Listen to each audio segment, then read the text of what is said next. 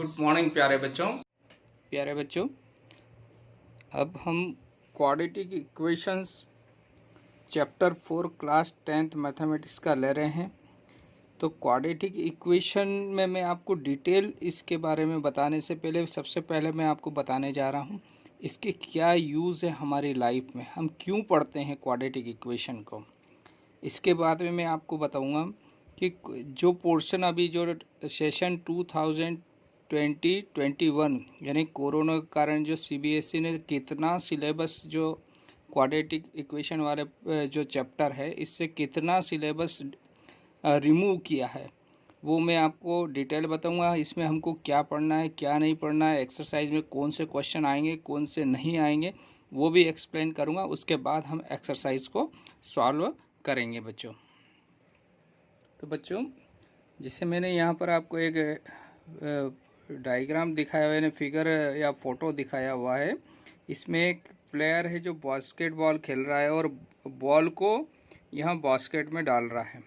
ठीक है बच्चों, तो ये एग्जाम्पल आपका एक किसका क्वाड्रेटिक इक्वेशन से रिलेटेड है। क्वाड्रेटिक इक्वेशन में जो ये शेप बन रहा है ये एक पैराबोला शेप में है, मतलब जब ग्राफ बनाते हैं क्वाड्रेटिक इक्वेशन का तो इस फॉर्म में बनता है।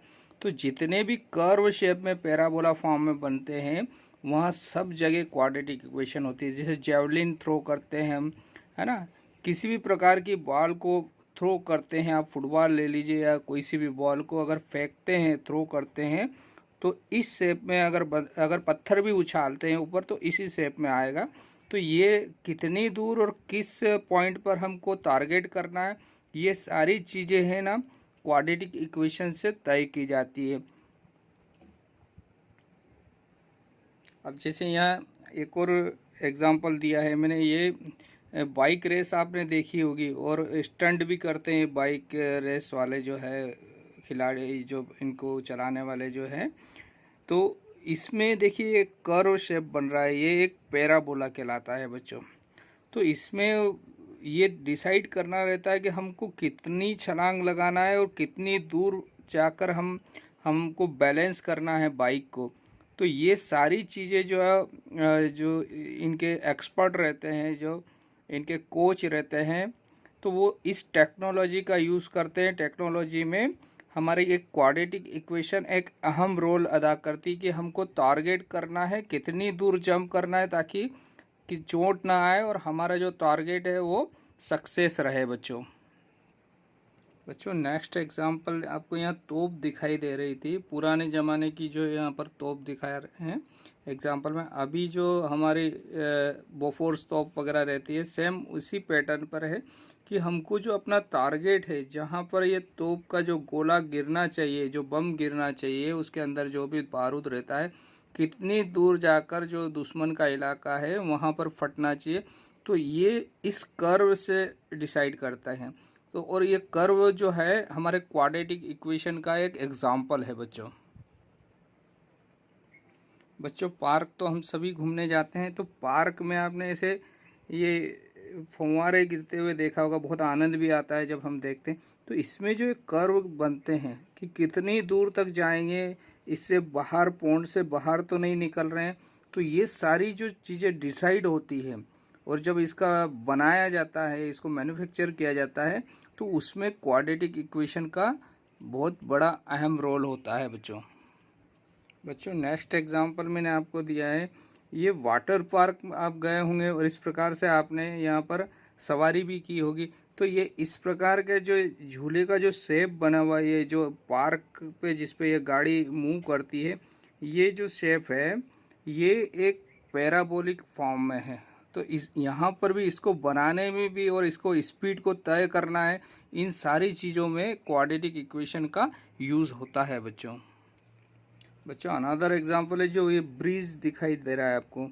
तो यहाँ ब्रिज के कंस्ट्रक्शन में भी क्वाड्रेटिक आपको जहाँ पर भी कर्व शेप में जहाँ जहाँ यूज़ होता है, जहाँ कर्व बनता है, इस्तेमाल किया जाता है, वहाँ पर ये मान के चलिए क्वाड्रेटिक इक्वेशन का यूज़ होता है बच्चों। इसके अलावा एरिया निकालने में भी क्वाड्रेटिक इक्वेशन यूज़ की जाती है। प्रॉफिट और लॉस जो रहता है, हमको किसी बिजनेस में प्रॉफिट कितना होगा उसके लिए भी क्वाड्रेटिक इक्वेशन यूज़ की जाती है। और इसके ढेरों यूज़ है बच्चों। अब हम आते हैं अपने सिलेबस पे बच्चों। सिलेबस की जो बात की जाए तो क्वाड्रेटिक इक्वेशन, ये जो मैंने सिलेबस आपको दिखाई दे रहा है यहाँ पर, ये लास्ट ईयर का है, 2019-20 सेशन का है। इस बार जो चेंज कर दिया गया है उसमें आप देख लीजिए। देखिए पिछले साल जो था, देखिए standard form of quadratic equation जो दी हुई है, solution of quadratic equation by factorisation, और इसमें जो कंप्लीटिंग द स्क्वायर था ये लास्ट ईयर हटा दिया गया था, जो इस बार भी नहीं है आपके सिलेबस में, यानी 2020 और 21 में।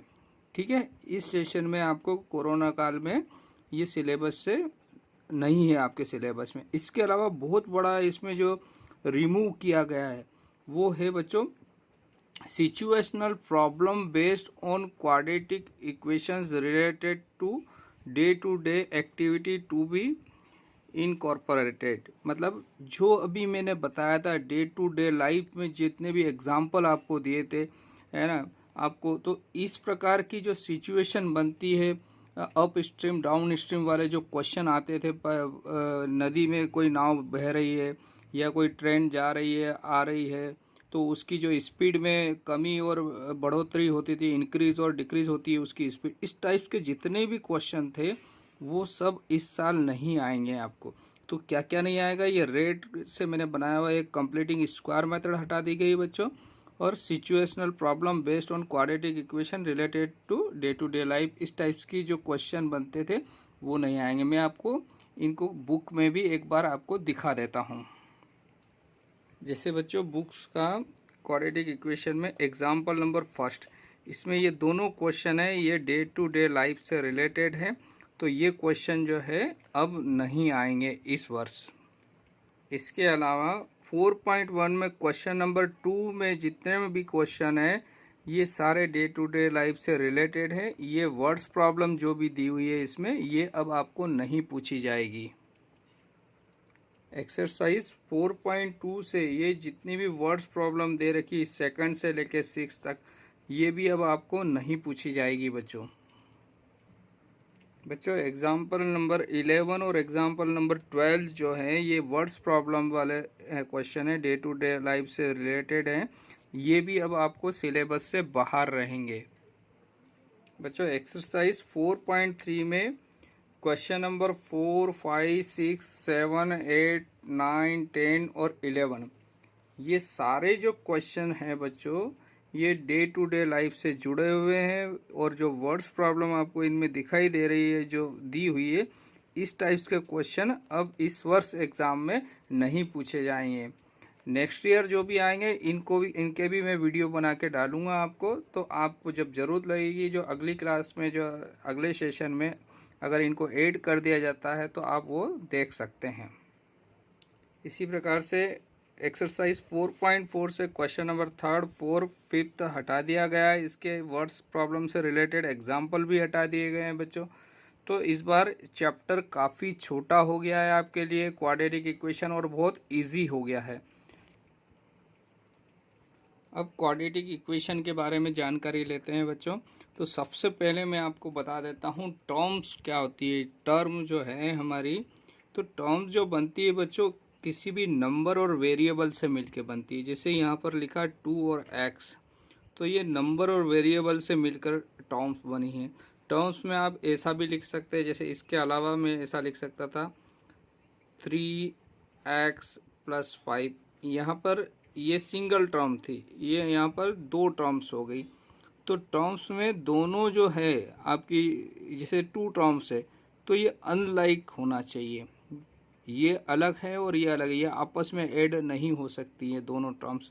तो अनलाइक जो क्वांटिटी रहती है या एक्सप्रेशन रहते हैं उनसे मिलकर आपकी टर्म्स बनेगी। यानी यहाँ पर 3x है और यह 5, तो 5 जो है बच्चों ये भी एल्जेब्रिक एक्सप्रेशन में इसको कैसे x⁻0 लगा के हम लिख सकते हैं। तो ये हो गया 3x⁻1 और 5x⁻0। तो किसी भी कांस्टेंट को वेरिएबल इंक्लूड कर सकते हैं उसके मल्टीप्लाई में। जैसे मैंने लिखा 1, तो इसको 1x⁻0 लिख सकता हूँ, इसका मतलब हुआ 1। ठीक है बच्चों। फिर सेकेंड एग्जांपल लेते हैं, जैसे पेरीमीटर ऑफ स्क्वायर। यहाँ पर एक मैंने स्क्वायर दिया हुआ है और इसमें इसकी जो साइड जो है वो x है यूनिट, तो इसका पेरीमीटर मतलब होता है सभी भुजाओं का सम। तो कितना आ गया यहाँ पर 4x। तो ये सिंगल टर्म हुई। अब इसमें टर्म कैसे बनेगी नेक्स्ट देखिए। हमने लिया सेकेंड एग्जांपल, यहाँ पर रेक्टेंगल ले लिया, इसका पेरीमीटर निकालना है। तो रेक्टेंगल में क्या होता है, आमने सामने की भुजाएं इक्वल रहती है। तो ये x है और ये y है, यानी लंबाई और चौड़ाई हो गई। तो इसका पेरीमीटर क्या हो गया, x y, यानी इनको ऐड करेंगे तो 2x प्लस 2y, चाहे तो आप 2 कॉमन ले लें, फार्मूला यूज़ करते हैं। तो ये जो है इसमें दोनों अलग अलग वेरिएबल हैं, यानी ये लाइक टर्म नहीं है, अनलाइक है। तो अनलाइक जो रहते हैं उनसे पदों की संख्या बढ़ती है। तो इसमें 2 टर्म्स हो गई, यहाँ पर 1 टर्म्स है ना। तो ये टर्म के बारे में आपको जानकारी हुई। अब टर्म से आगे आते हैं पॉलिनोमियल। पॉलिनोमियल चैप्टर में मैंने डिटेल में आपको समझा चुका था। तो पॉलिनोमियल क्या होता है, जो भी वेरिएबल अलजेब्रिक एक्सप्रेशन दिए रहते हैं उसमें वेरिएबल की पावर होल नंबर होना चाहिए बच्चों। मैंने यहाँ नोट भी किया हुआ है, यानी जितने भी अलजेब्रिक एक्सप्रेशन हैं उनमें वेरिएबल की पावर होल नंबर होना चाहिए। तो जैसे यहाँ देखिए 2x है, ये एक अलजेब्रिक एक्सप्रेशन, तो इसके x लिखा मतलब x की पावर 1 है। अब ये कांस्टेंट है, इसको हम कांस्टेंट पॉलिनोमियल भी बोलते हैं। अब इसमें वेरिएबल की पावर क्या लिख सकते हैं, 0। तो जितने भी कांस्टेंट रहते हैं उनकी डिग्री 0 रहती है ना। ये तो लीनियर हो गया, इसकी पावर 1 हो गया। और एक और मैंने पढ़ाया था ज़ीरो एक तरह से कांस्टेंट है, लेकिन ये 0 पॉलिनोमियल है। इसके साथ किसी भी चीज़ का मतलब किसी भी वेरिएबल का मल्टीप्लाई करेंगे तो आंसर 0 ही आएगा। अगर मैं एक्स स्क्वायर कर दूं तब भी ये 0 रहेगा, एक्स की पावर 12 कर दूं तब भी 0 रहेगा, एक्स की पावर 0 कर दूं तब भी 0 रहेगा। तो 0 की जो डिग्री है, जैसे कांस्टेंट पॉलिनोमियल की डिग्री हमेशा 0 रहेगी, लेकिन 0 पॉलिनोमियल की डिग्री नॉट डिफाइन कहलाएगी। इसे आप हमेशा याद रखना, आपको एग्ज़ाम्स में पूछा जाएगा, आपके किसी भी टेस्ट या इंटरव्यू में भी पूछा जा सकता है कि 0 कांस्टेंट और 0 पॉलिनोमियल में क्या डिफरेंस है, इनकी डिग्री क्या होती है, एक्सप्लेन करिए।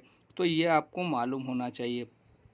तो यहाँ पर ये पॉलिनोमियल्स के एग्जांपल दिए, इसमें होल पावर कितनी है 2, तो ये क्वाड्रेटिक पॉलिनोमियल भी कहलाएगा आपका है, और ये पॉलिनोमियल है, ये भी पॉलिनोमियल है, क्योंकि इन सब में वेरिएबल की पावर होल नंबर है। यहाँ 3 दिखाई दे रहा है आपको इधर, तो इसको 3 को मैं 3 इंटू एक्स की पावर 0 लिख सकता हूँ प्यारे बच्चों। अब इसके बाद में ये पॉलिनोमियल आपने पढ़ा है, तो पॉलिनोमियल से अगला जो टर्म आ गया, अगला जो हमारा आगे बढ़ते हैं तो इक्वेशन में बढ़ते हैं। तो सारे पॉलिनोमियल को इक्वेशन बना सकते हैं। अगर कोई पॉलिनोमियल px दिया आपको, जैसे 2x प्लस 1, तो इस पॉलिनोमियल का जो एक्सप्रेशन दिया है इसको 0 के बराबर रख दो तो ये इक्वेशन बन जाती है। तो मतलब क्या हो गया, 2x प्लस 1 इजकल टू 0। तो ये इक्वेशन है, यानी किसी भी पॉलिनोमियल को बराबर 0 कर देंगे तो वो इक्वेशन बन जाएगी। तो ये इक्वेशन, और इक्वेशन में लेफ्ट हैंड साइड और राइट हैंड साइड जो है, इन दोनों में सेम ऑपरेशन हम कर सकते हैं। अगर ऐड करना है तो दोनों तरफ ऐड करेंगे, सब्ट्रैक्ट करना है दोनों तरफ सब्ट्रैक्ट करेंगे, डिवाइड करना है दोनों तरफ, मल्टीप्लाई करना दोनों तरफ। यानी एक तरह का तराजू होता है जो दोनों तरफ से सामान अगर रखेंगे तो दोनों तरफ रखना पड़ेगा, अगर हटाएंगे तो दोनों तरफ। तो ये भी इक्वेशन के एग्जाम्पल। तो इक्वेशन में लेफ्ट हैंड साइड और राइट हैंड साइड दोनों यानी बराबर का साइन होना चाहिए बीच में। Next quadratic equation. तो क्वाड्रेटिक इक्वेशन का एक फॉर्म है। क्वाड्रेटिक हमने पढ़ा है, तो क्वाड्रेटिक पॉलिनोमियल हम पढ़ चुके हैं, जिसमें डिग्री कितनी होती है बच्चों, वेरिएबल की, उस सारी टर्म्स में हाईएस्ट पावर 2 होना चाहिए, वो क्वाड्रेटिक पॉलिनोमियल, यानी उसकी डिग्री 2 होना चाहिए। उस अलजेब्रिक पॉलिनोमियल जो दिया है, एक्सप्रेशन जो भी दिया है पॉलिनोमियल, उसमें हाईएस्ट पावर 2 होना चाहिए। तो यहाँ पर ये क्वाड्रेटिक इक्वेशन का एग्जांपल है, क्योंकि इसकी डिग्री 2 है। ये भी क्वाड्रेटिक इक्वेशन का एग्जांपल है, इसमें भी डिग्री 2 है। यहाँ पर भी ये क्वाड्रेटिक इक्वेशन का एग्जांपल है, इसकी भी डिग्री 2 है। इसमें सिंगल टर्म है, इसमें 2 टर्म्स है, इसमें 3 टर्म्स है। अब इसके बाद आते हैं बच्चों standard form of quadratic equation. तो स्टैंडर्ड फॉर्म में बच्चों ये दिया हुआ था, जैसे इसको हम ऐसा भी लिख सकते हैं। देखिए अब यहाँ standard form ax² bx plus c, जहाँ पर a नॉट इक्वल टू 0 होना चाहिए। क्यों होना चाहिए इसको समझाया जाता है। जहाँ a b c real number है, जैसे ये दिया आपको एक एग्जांपल ऊपर, क्या है 2x² plus 3x plus 2 equal to 0। तो यहाँ पर a है 2 बच्चों, अगर इसे x² का जो कोफिशिएंट रहता है वो a कहलाएगा, x का कोफिशिएंट b हुआ और कांस्टेंट टर्म c हो गई। लेकिन अगर a 0 हो गया, यहाँ पर मैं 0x² कर देता तो ये तो x² तो हट जाता बच्चों, तो 3x प्लस 2 हो जाएगा, तो ये लीनियर बन जाएगा। तो इसका मतलब a का वैल्यू अगर 0 हो गया तो ये तो क्वाड्रेटिक नहीं रहेगा। तो क्वाड्रेटिक होने के लिए क्या जरूरी है, a का जो कोफिशिएंट है वो कभी, मतलब a जो है वो कभी भी 0 नहीं होना चाहिए, यानी x² का कोफिशिएंट 0 नहीं होना चाहिए, ये ध्यान में रखना है। ये बाकी 0 हो सकते हैं, कैसे, अगर मैंने इनकी जगह दोनों जगह 0 रख दिया, b और c की जगह, तो और a की जगह मैंने 3 रख दिया, तो 3x² और ये दोनों 0 हो गए बच्चों। तो आपका इक्वेशन हो गया 3 है। तो ये भी क्वाड्रेटिक इक्वेशन है क्योंकि इसमें डिग्री 2 है। तो 2 डिग्री वाले जितनी भी इक्वेशन रहेगी वो सब क्वाड्रेटिक इक्वेशन कहलाएगी, और उसका स्टैंडर्ड फॉर्म यहाँ पर आपको इस प्रकार से लिखना है, ठीक है ना। ये स्टैंडर्ड फॉर्म में इक्वेशन कन्वर्ट की हुई है, ठीक है प्यारे बच्चों। अब इसके डेफिनेशन पे चलते हैं हम। तो बच्चों क्वाड्रेटिक इक्वेशन में जाने से पहले क्वाड्रेटिक पॉलिनोमियल क्या होता है ये आपको मैं सेकंड चैप्टर में पूरा बता चुका हूँ। फिर भी यहाँ देखिए, कोई भी पॉलिनोमियल ऑफ डिग्री 2, यानी क्वाड्रेटिक पॉलिनोमियल उसे कहते हैं जिसमें हाईएस्ट पावर जो है उस अलजेब्रिक एक्सप्रेशन या जो पॉलिनोमियल दिया है उसकी डिग्री जो है वो 2 होना चाहिए, और उसका स्टैंडर्ड फॉर्म यहाँ पर लिखा है px ax² plus bx plus 2। इसके अनदर एग्जांपल भी हो सकते हैं, जैसे मैंने लिखा 2x² भी लिख सकता हूँ, x² हो सकता है, x² प्लस 5 हो सकता है, और अगर 3 टर्म्स में लिखेंगे तो ये ऐसा हो सकता है 3x² प्लस 5x प्लस 6। ये सारे एग्जाम्पल आपके क्वाड्रेटिक पॉलिनोमियल के एग्जाम्पल हो गए बच्चों।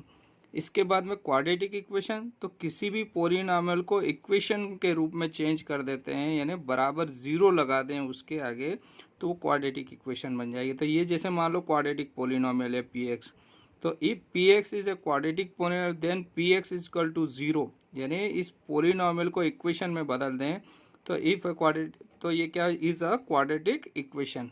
तो ये px इज इक्वल टू 0 रखा तो ये भी इक्वेशन के रूप में यानी 0 के इक्वल हो गया। तो ये स्टैंडर्ड फॉर्म में आपको बता चुका हूँ मैं। Standard form of quadratic equation क्या होता है, ax² plus bx plus c, जहाँ पर a 0 नहीं होना चाहिए बच्चों।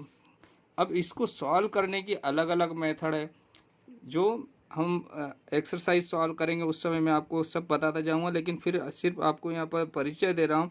एक है फैक्टराइजेशन मेथड, जिसमें स्प्लिटिंग ऑफ मिडिल टर्म का हम यूज़ करते हैं, जो आप कर चुके हैं इससे पहले सेकंड चैप्टर में। अब जो कंप्लीटिंग स्क्वायर मेथड है जो आपको बताने जा रहा हूँ मैं, लेकिन इस बार इसको सिलेबस से हटा दिया गया है। तो नेक्स्ट वीडियो में जब भी आपको आप देखेंगे ये सिलेबस से बाहर है, इसलिए नेक्स्ट वीडियो में मैं इसको समझाऊंगा आपको। थर्ड है क्वाड्रेटिक फार्मूला, ये हम इसका यूज़ करेंगे और इसको मैं समझाऊंगा अभी से आपको। और इसका लास्ट है ग्राफिकल मेथड होती है, जो हमारे सिलेबस में नहीं है, ये आपके सिलेबस से बाहर है। तो आपको 2 चीज़ें अभी यहाँ पर नहीं पढ़ना है, एक है कंप्लीटिंग स्क्वायर मेथड और ग्राफिकल मेथड। तो आपको फैक्टराइजेशन मेथड बताई जाएगी और एक क्वाड्रेटिक फार्मूला बताया जाएगा, जो कि अगले वीडियो में आप देखेंगे। Okay, thank you.